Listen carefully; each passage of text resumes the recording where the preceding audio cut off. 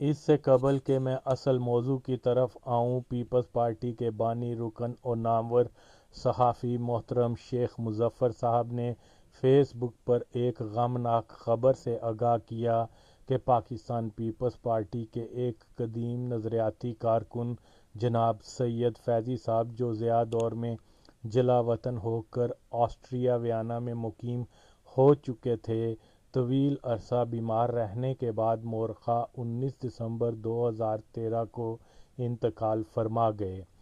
فیضی صاحب ایک نفیس انسان ہونے کے علاوہ بہترین خطاط، مصور اور شاعری سے بھی ذوق رکھتے تھے۔ پیپلز پارٹی اور بھٹو شہید کے زبردست حامی تھے۔ 1984 میں پیپلز پارٹی کے آسٹریا میں گرفتار ہونے والے 9 کارکنوں، جن میں اختر بیگ اور زبیر منہاس بھی شامل ہیں، کی ہر ممکن طریقے سے مدد فرمائی۔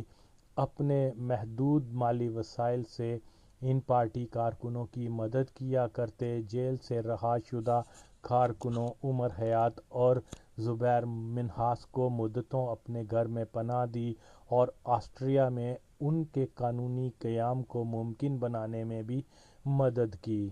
فیضی صاحب آج ہمارے درمیان نہیں ہیں، مگر ان کا خلوص، شفقت، دعائیں اور خوشگوار یادیں ہمیشہ ہمارے ساتھ رہیں گی۔ کوئی 2-3 ماہ قبل میری ان سے آخری بار فون کے ذریعے بات ہوئی تھی، جس میں انہوں نے مجھے بتایا تھا کہ راجہ انور نے مدتوں قبل ان سے کوئی 40,000 شلنگ قرض کے طور پر لیے تھے، مگر اس کے باوجود کہ راجہ انور بے پناہ دولت کا مالک بن چکا ہے، مگر مجھ غریب کی رقم واپس نہیں کر رہا۔ میری زندگی کا کوئی بھروسہ نہیں ہے۔ میں چاہتا ہوں کہ کسی طرح سے راجہ مجھے رقم واپس کر دے تاکہ میں اس رقم سے گجرانوالے کے ایک غریب مزدور کا علاج کروا سکوں۔ فیضی صاحب کی یہ خواہش تھی۔ جو شخص بھی راجہ انور کے رابطے میں ہے، یہ پیغام اس تک پہنچا کر ایک کار خیر میں حصہ لے۔ تمام حضرات سے درخواست ہے کہ وہ فیضی صاحب کی مغفرت اور بلند درجات کے لیے دعا گو ہوں۔ اللہ فیضی صاحب کو جنت الفردوس میں جگہ عطا فرمائے، آمین۔ افغانستان میں جتنے بھی پاکستانی جلا وطن قیام پذیر ہوئے، ان میں سب سے زیادہ مقام و مرتبہ اجمل خٹک صاحب کو ملا۔ جیسا کہ اجمل خٹک مرحوم سردار داؤد خان سے لے کر نجیب اللہ کے دور حکومت تک کابل میں ایک اعلیٰ سرکاری مہمان کی حیثیت سے رہتے رہے، کیونکہ قیام پاکستان کے فوری بعد ہی افغان حکومت کی سرکاری پالیسی تھی کہ پاکستان مخالف افراد کو کابل میں ایک سرکاری مہمان کا درجہ دیا جائے، جبکہ پاکستان میں افغان حکومت مخالفین افغانوں کو پاکستان میں یہی درجہ 1970 کی دہائی میں ملا۔ پاکستان مخالف افراد کو کابل میں ہر قسم کی سہولتوں سے نوازا جاتا۔ موسم گرما میں اکثر قبائلی سردار کابل پہنچ کر سرکاری بنگلوں میں آ کر قیام کیا کرتے۔ افغانوں نے ایک وزارت تک کو صرف اسی مقصد کے لیے بنایا ہوا تھا، جس کو وزارت قوم و قبائل کا نام دے رکھا تھا۔ 80 کی دہائی تک اس منسٹری کا سالانہ بجٹ دفاع، سیکورٹی اور داخلہ کے بعد سب سے زیادہ ہوتا تھا، کہ اس بات سے اندازہ لگایا جا سکتا ہے کہ افغانستان جیسا انتہائی غریب ملک بھی پاکستان کے باغیوں کی مدد کے لیے کس قدر فراخ دل ہوا کرتا تھا۔ قبائلیوں اور قوم پرستوں کو اعلیٰ درجوں کے بنگلوں میں رکھا جاتا۔ جاپانی گاڑیاں، ڈرائیور، ہوٹل کابل اور ہوٹل انٹر کانٹیننٹل سے 3 وقت کا خاص کھانا اور جیب خرچ الگ سے دیا جاتا۔ اکثر قبائلی گرمی کا موسم مری یا سوات میں گزارنے کی بجائے کابل میں مال مفت دل بے رحم ہو کر گزارا کرتے، اور دوران قیام اگر کسی چھوٹی سی بات پر وہ ناراض ہو جاتے تو بڑے بڑے افغان وزیر ان کو منانے آیا کرتے تھے۔ بہت سے قبائلی افغان حکومت سے امپورٹ ایکسپورٹ کا لائسنس حاصل کر کے کروڑوں کے مالک بن چکے ہوئے تھے۔ قبائلیوں سے لے کر راجہ انور اور ہر وہ خاص و عام جو پاکستان سے فرار ہو کر کابل وارد ہوتے ہی پاکستان مجاہدین مخالف سور انقلاب کی حمایت کا اعلان کرتا تو کابل حکومت کی عنایتوں سے مالا مال ہو جاتا۔ یہ بھی سچ ہے کہ پاکستان سے بہت سے افراد کابل صرف یہ عنایتیں حاصل کرنے ہی آتے، حتیٰ کہ کراچی کے ایک مسجد امام صاحب نے کابل ٹی وی میں آ کر مجاہدین کو کفار کا ایجنٹ اور ببرک کارمل حکومت کو اسلام کا طرفدار قرار دیا تو کچھ ہی دنوں میں وہ مولوی صاحب کابل میں ایک شہرت دار شخصیت کا مالک بن گیا۔ مولوی صاحب کو وزیر اکبر خان میں ایک بنگلہ دیا گیا، جس کو موصوف نے باقاعدہ ایک خانقاہ میں تبدیل کر کے تعویذ گنڈے کا کام بھی شروع کر دیا، اور اسی چکر میں 2 عدد مریدنیوں سے نکاح کر کے خود روس کے راستے کسی یورپی ملک میں آ کر آباد ہو گیا۔ اسی طرح کوئی مردان کے ناصر خان صاحب کابل میں وارد ہوئے اور اپنا تعارف ISI کا ایک انتہائی خفیہ جاسوس کے طور پر کروا کر افغان حکومت کو ایک بھاری رقم کے بدلے گلبدین کو زندہ افغان حکومت کے حوالے کرنے کی پیشکش کی۔ افغانوں نے اس کے تمام کاغذات کی پڑتال کی تو وہ بھی درست تھے، مگر ناصر صاحب اپنے فراڈ میں کامیاب اس لیے نہ ہو سکے کہ مردان سے تعلق رکھنے والے ہمارے ایک ساتھی ڈاکٹر صدیق نے ناصر کو پہچان کر اس کی اصلیت کے بارے میں انکشاف کر دیا کہ یہ بندہ بہت بڑا فراڈ ہے۔ اگست 1985 میں افغان حکومت نے تیرا کے سردار کوکی خیل اور اس کی قوم کے کوئی 300 عدد کے قریب افراد کو کابل میں بڑی شان و شوکت سے مدعو کیا۔ کوئی 10 روزہ جشن کی تقریب کا اختتام کیا گیا، جس میں نغمہ ناجیہ مہوش جیسی معروف افغان گلوکاروں نے رقص و موسیقی کے سازوں سے کوکی خیلوں کی خوب دلجوئی بھی کی۔ روز عید اور رات شبرات جیسے عالی شان جشن کا اصل مقصد یہ تھا کہ قبائلیوں نے افغان حکومت سے عہد کیا کہ افغان انقلاب دشمنوں کو اپنے علاقوں سے گزر کر افغانستان میں کارروائی کرنے سے باز رکھیں گے۔ افغان میڈیا میں بھی کوکی خیل کی کابل آمد اور اس معاہدے کو خوب کوریج ملتی رہی۔ جشن نما کانفرنس کی لائیو ٹی وی کوریج ہوتی رہی۔ اس موقع پر حکومتی افسران اور قبائلیوں کی جوشیلی تقاریر اور نعرے بازی سن کر ایسے محسوس ہوتا کہ اب افغان باغی کابل حکومت کی مدد سے تشکیل دیے جانے والے لشکر سے بچ نہیں پائیں گے۔ کارمل حکومت نے اس معاہدے سے بہت امیدیں لگائی ہوئی تھیں۔ کثیر مالی امداد، ہزاروں کی تعداد میں کلاشنکوف راکٹ لانچر اور دیگر اسلحے سے لیس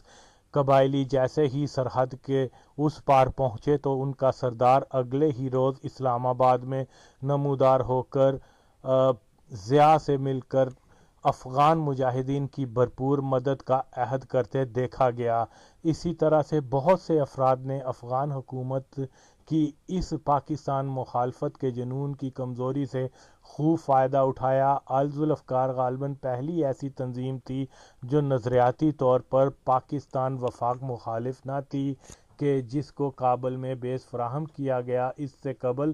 پاکستان مخالف گروہ کا کابل میں ہمیشہ طوطی بولتا تھا۔ گو کہ اجمل خٹک کی شناخت ایک پشتون قوم پرست رہنما کے طور پر کی جاتی اور 70 کی دہائی میں خیبر پختونخوا میں قوم پرستوں کی طرف سے ہونے والے تشدد کے اکثر مقدمات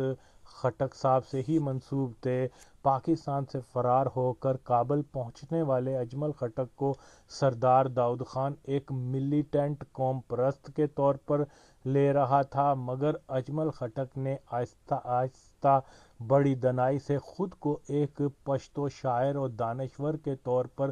منوا کر ملیٹنٹ کی چھاپ سے دور رکھا۔ بہت سے قوم پرست جو افغان حکومت کے وظیفہ خور تھے اور داؤد خان کی اس پالیسی کے پیروکار بھی تھے کہ پشتونستان کی تشکیل کے لیے ملیٹنسی کو ذریعہ بنایا جائے، اجمل خٹک صاحب کو کابل میں ملنے والے مقام اور درجے سے یہ عناصر حسد بھی کیا کرتے اور ان کی کردار کشی کرنے میں طرح طرح کے بے بنیاد الزام بھی لگایا کرتے تھے۔ کوثر علی شاہ صاحب کے توسط سے ہماری اجمل خٹک صاحب کے ساتھ بہت سی ملاقاتیں رہیں، لیکن ان کے سیاسی نقطہ نظر کو سن کر یہ تاثر کافی حد تک زائل ہو گیا کہ یہ کوئی ایسے قوم پرست لیڈر ہیں جو پشتونستان کو بنانے کے لیے کسی قسم کی مہم جوئی کرنا چاہتے ہوں یا کوئی ملیٹنٹ گروپ کی تشکیل کے آرزو مند ہوں۔ 70 کی دہائی تک ان کے نظریات کیا تھے اس کے بارے میں کچھ نہیں کہہ سکتا، مگر 80 کی دہائی کے وسط کے اجمل خٹک کو ایک درویش طبع انسان پایا۔ ان کی باتوں سے یہی اندازہ ہوا کہ کابل سکونت کرنے کے بعد انہوں نے افغان حکمرانوں کی توقع کے برعکس پشتونستان کے ایشو پر کوئی انتہائی رویہ اپنانے کی بجائے میانہ روی کو اختیار کیے رکھا۔ اجمل صاحب نے پشتونستان کے مسئلے پر خلقی پرچمی عناصر کو داؤد خان کی انتہائی پالیسی پر عمل پیرا ہونے کی بجائے پاکستان سے نوجوانوں کو افغانستان کے راستے سوویت یونین بھیجنے تاکہ وہ ایک سوشلسٹ معاشرے کے طرز عمل سے واقف ہونے کے ساتھ ساتھ اعلیٰ تعلیم بھی حاصل کر سکیں کی پالیسی اپنانے پر راضی کر لیا، اور پاکستان سے پشتونوں کے علاوہ پنجاب وغیرہ سے بھی بے شمار افراد کو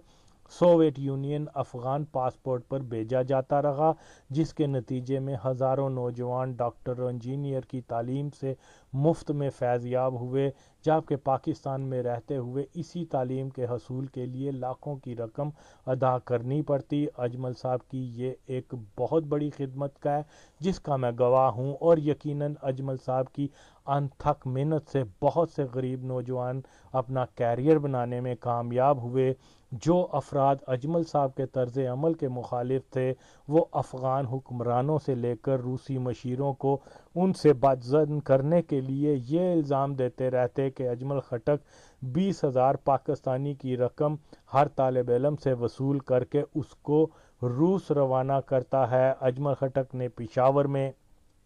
بہت بڑی جاگیر بنا لی ہے، بہت سے کاروبار شروع کر رکھے ہیں، لاکھوں میں کھیلتا ہے۔ اسی طرح کے الزامات لگا کر اجمل خٹک کی کردار کشی کی جاتی تھی، مگر سچ یہی ہے کہ افغان حکمران جس قدر اس بندے کی عزت کرتے تھے، اگر اجمل خٹک چاہتا تو ان سے ہر قسم کی مالی امداد وصول کر سکتا تھا۔ نواب خیر بخش، مری بھٹو برادران، افراسیاب و دیگر جلا وطنوں کی نسبت اجمل صاحب نہ تو کسی محل نما گھر میں رہتے اور نہ ہی کوئی باڈی گارڈ کی نمائش کا منظر دیکھنے کو ملتا۔ اجمل خٹک نے اپنے لیے فقط ایک روسی گاڑی وولگا کا انتخاب کیا ہوا تھا۔ اکثر سرکاری مہمانوں کا کھانا ہوٹلوں سے آیا کرتا تھا، مگر اجمل صاحب کی اہلیہ خود اپنے گھر کا کھانا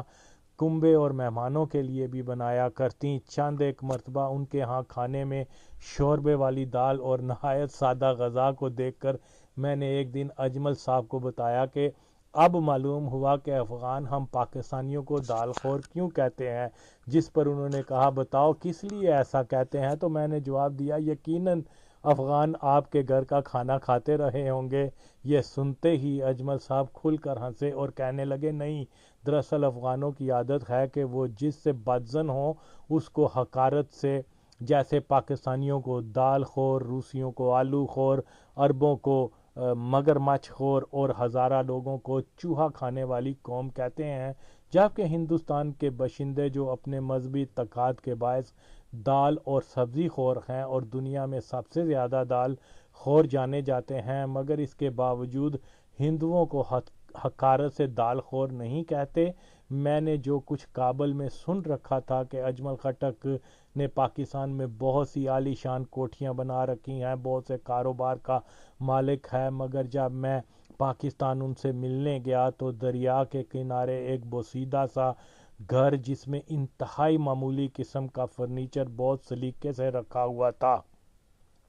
سیاسی سوچ میں ہم آہنگی یا اختلاف اپنی جگہ، مگر یہ حقیقت ہے کہ اجمل خٹک ایک درویش صفت اور اصول پرست انسان تھا۔ نواز شریف کے پہلے دور حکومت میں اجمل صاحب وزیر اعظم کے انتہائی قریب اور اعتمادی ساتھی بھی رہے، کہ انہی دنوں اجمل صاحب کے فرزند نے اپنے والد کو ایک نوکری کے لیے وزیر اعظم کی سفارش کی درخواست کی۔ گو کہ اجمل صاحب آسانی سے یہ نوکری اپنے بیٹے کو دلوا سکتے تھے، مگر انہوں نے سفارش کرنے سے یہ کہہ کر صاف انکار کر دیا کہ میں نظریاتی اور انقلابی آدمی ہوں، اگر میں نے نواز شریف جیسے غیر انقلابی سے تمہاری سفارش کی تو اس میں اور مجھ میں کوئی فرق نہیں رہے گا۔ میری شاعری اور قول و فعل میں فرق سے بہتر ہے کہ میں وہ دن دیکھنے سے پہلے موت کی آغوش میں چلا جاؤں۔ بیٹے نے باپ کی بات سن کر کہا کہ آپ کے فیصلے سے میں خود اس دنیا سے کنارہ کر لوں گا۔ اس کے کچھ ہی دنوں کے بعد اجمل صاحب کے جوان بیٹے نے دریا میں کود کر خودکشی کر لی۔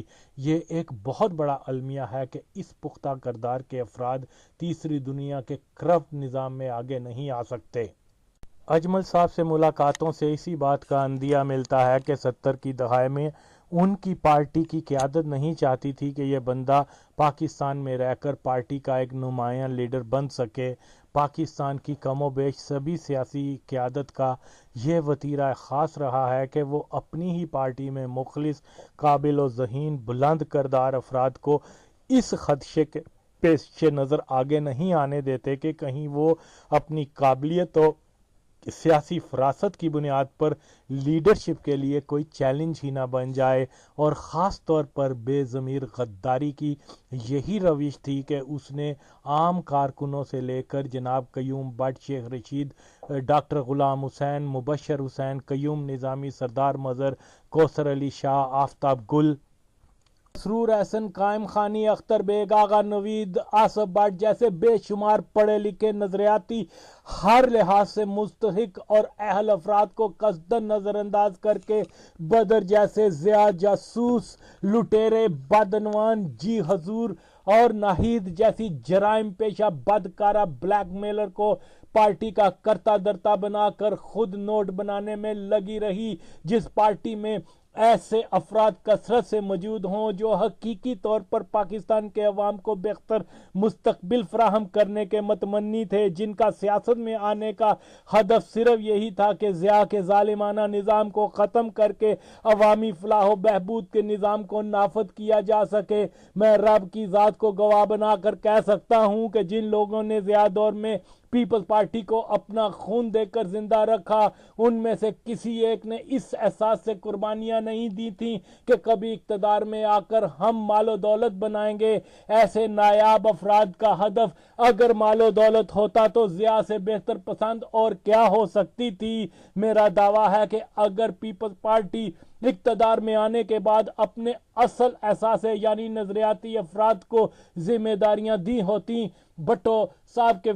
ویژن پر عمل کیا جاتا، تو خدا کی قسم آج ایک مضبوط اور خوشحال پاکستان ہمارے سامنے ہوتا۔ مگر یہ ایک قومی المیہ اور بدترین خیانت ہے کہ ایسے افراد کو نظر انداز کر دیا گیا۔ اس خیانت پر نہ تو رب کی ذات بے ضمیر غداری کو معاف کرے گی اور نہ ہی تاریخ اس نیچ عورت کو کبھی معاف کرے گی۔ میں پورے پاکستان کی کیا بات کروں، لاہور کے جس محلے سمن آباد سے میرا تعلق رہا ہے، اس میں ایسے کمیٹڈ نظریاتی اہل علم و بلند کردار، پارٹی کے وفادار، مشکل وقت میں پارٹی کو زندہ رکھنے والے افراد شامل رہے، جن کی بے پناہ قربانیاں نہ ہوتی تو پیپلز پارٹی کبھی بھی ایک قوت نہ ہوتی۔ مجھے فخر ہے کہ میں شیخ مظفر، خاور ہاشمی، رشید خان، زمان خان جیسے پارٹی کارکنوں، نڈر اور بے باک صحافیوں کا ہمسایہ بھی رہا ہوں، جن کی قربانیاں، بلند حوصلہ، پختہ عزم ہمارے لیے مشعل راہ بنی۔ مگر آج یہ سب انمول ہیرے ایک کم ظرف حریص عورت کی طوطا چشمی کی وجہ سے باعث گمنامی کی زندگی بسر کر رہے ہیں، اور حقیقت یہ ہے کہ اگر ان افراد کی بے مثال قربانیاں نہ ہوتی تو بے ضمیر خود ایک فراموش شدہ کردار بن چکی ہوتی۔ جہاں ذوالفقار علی بھٹو شہید کا سب سے بڑا کارنامہ 70 کے بعد پاکستان کو بچانا ہے، تو وہاں ان کے نام کے ساتھ منسلک بے ضمیر کا ہونا پاکستان اور بھٹو خاندان کے لیے سب سے بڑی شرمندگی ہے۔ اور بس یہی ایک سچ ہے جس کو ہر ذی شعور قبول کرتا ہے اور ہر ضمیر فروش رد کرتا ہے۔